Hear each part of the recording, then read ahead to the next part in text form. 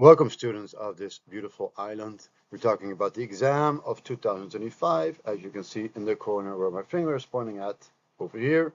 And we're talking about the history exam. And we're talking about question 13 of the exam of 2025. Let's proceed to the question. Yeah, and then the introduction of that question. De rechterlijke macht is de derde macht van de trias politica. Trias also means tree. Judges, rechters, beoordelen of de burger, de ciudadano, de wetten overtreedt. The judge if he or she is not listening, abiding to the law.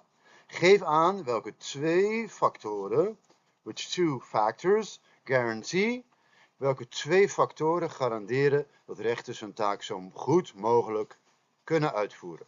Yeah, so we're talking about judges. And we're naming two factors that enable judges to perform their job as well as possible in independence and freedom. And the judges are one part of the trias politica, as you can see over there. Well, let's look at the answer. Two factors. First factor is rechters zijn onafhankelijk, independent, and they are named for life in the Dutch system until their pension. Ze worden tot hun pensioen benoemd. Ja? Think papimentu is aqui ta nossa visa ta nombra pabira. They are named for life. Ta nombra pabira. They're named for life. And this makes them, like I just said a few seconds ago, independent, independiente, because they are named for life. Pretty important factor. Another factor, een andere factor is, rechters kunnen niet door de regering worden ontslagen. So judges cannot be fired by the government. Yeah? En no está visa papimentu. Yeah? So the gobierno, botamira inan.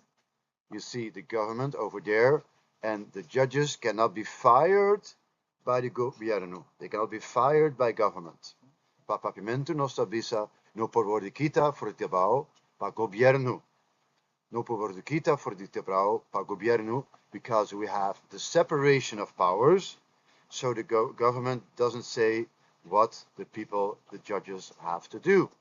If you want to practice with these kinds of questions more, from all kinds of past papers and past exams, then you could go to SISH. Yeah. Then if you go to SISH, you fill in this code, and you get all kinds of old questions. Yeah. So you have to fill your name here, and then you can click on past exams.